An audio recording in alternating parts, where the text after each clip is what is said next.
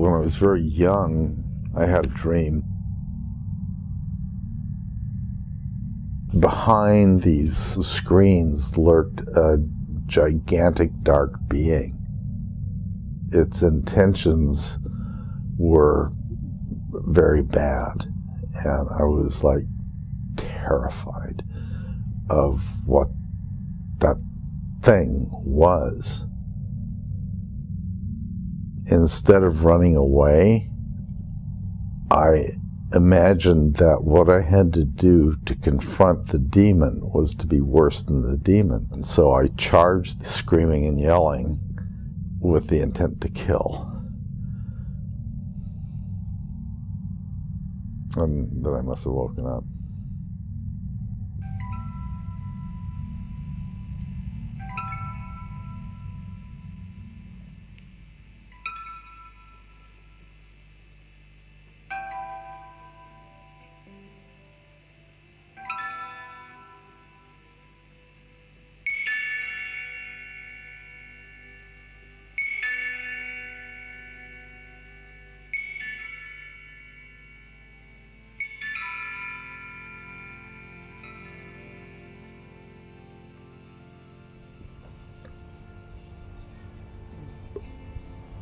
I always had in mind and had, fantasized about having a studio where I could make the movies that I wanted to make, which is just ridiculous because it's so expensive.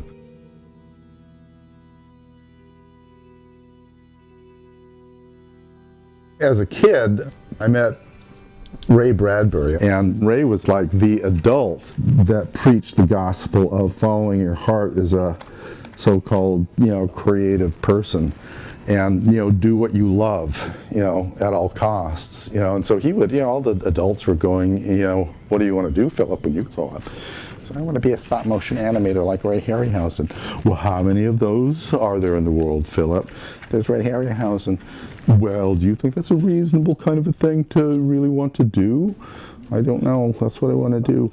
And, and Ray was the guy that was standing there going like, that's what you want to do. My parents thought that I was obsessed, and they were worried because I was like all into monsters and weird things. And I was. It was my total focus in life. I got professionally involved, and I was just in the right place at the right time with the right people, and then just everything just kind of like took off from there. The Tippett Studio started in my garage. George Lucas came along, and I worked with some of the top people in the field. And, my intention was always to build up enough, cash so that I could put together a functional studio. The studio grew and grew.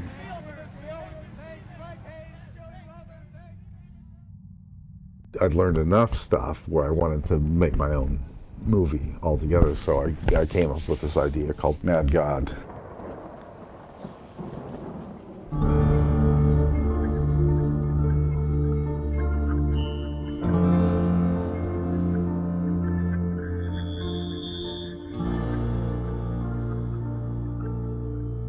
I wanted Mad God to be more of a process, that figured itself out, that I had to like kind of listen to rather than, work from intent.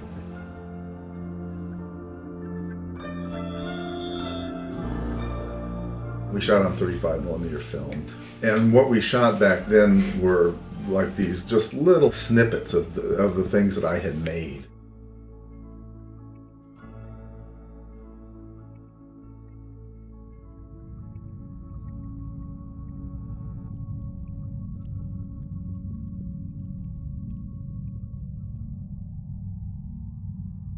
Then the whole digital revolution hit, and I realized that what I had kind of carved out for myself from Mad God was too big. I kind of just gave up, just got depressed and went, well, this is going nowhere. it was, incumbent on me to keep the studio alive. The effort that it took to reorient myself just took all the effort that I had to, rebuild the studio to have it be digital.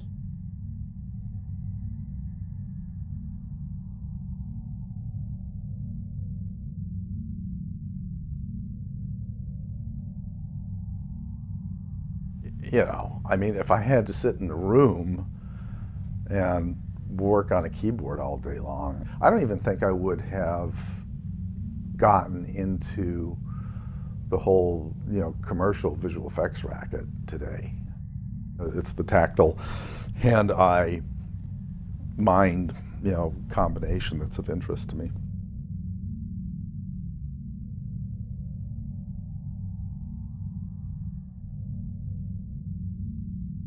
I make stuff because it pleases me. And the way I enjoy making things, I'm not quite sure what I'm doing. So I'm always allowing myself to make like a bunch of mistakes. And you learn a lot from making mistakes.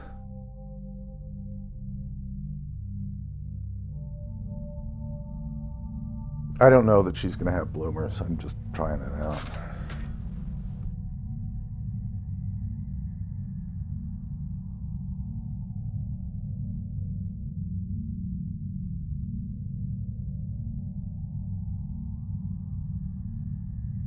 I could pretty much get into any studio that I wanted to and would go in and pitch ideas, work on them, and come up with ideas for scripts. I spent a good 10 or 12 years, trying to develop some stuff myself, but everything that I did, no one was interested in, primarily because it wasn't really commercial, or it was kind of off the beaten path, or for that matter, really not very good.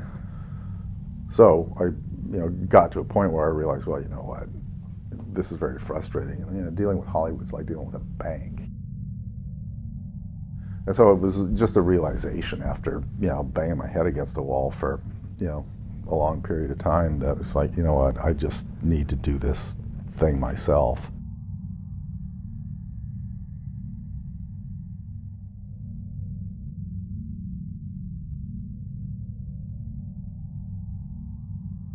I would always work on stuff, either draw or sculpt, and somehow all of these ancillary things that I would do just to, keep myself from going crazy were kind of going down this mad God path.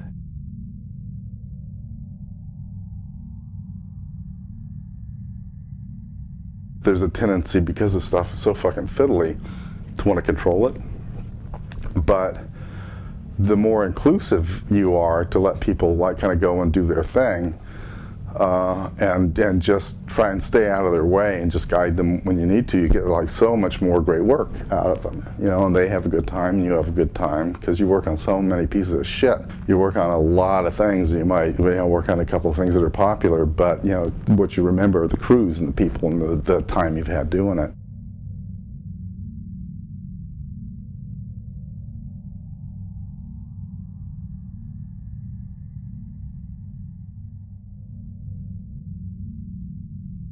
Maybe 3 years ago, I was archiving I think I had about 6 minutes of Mad God footage. And while I was archiving it, some of the guys at the studio looked over my shoulder and asked me what this weird thing was. And I told them. They started getting excited about it.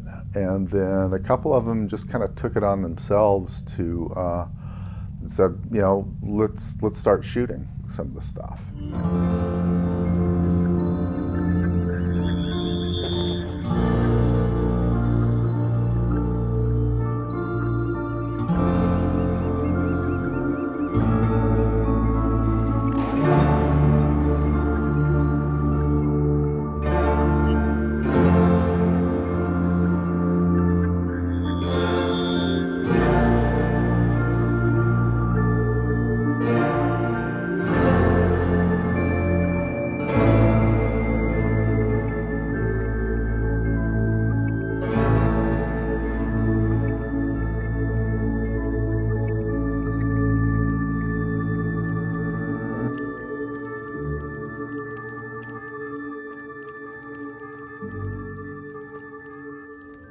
at a certain point, I really understood the value of how lucky I was to have mentors in my life.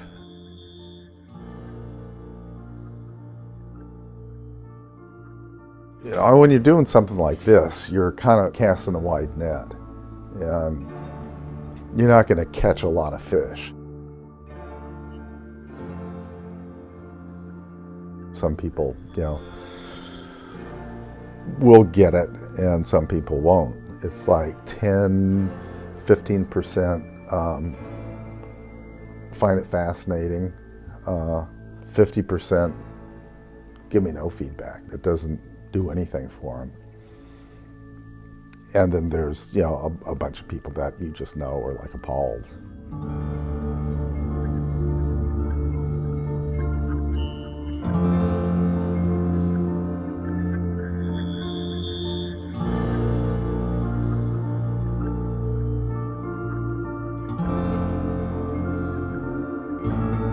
I'll make this thing I'm going to make, and I'll put it out there, and it'll live and die on its own.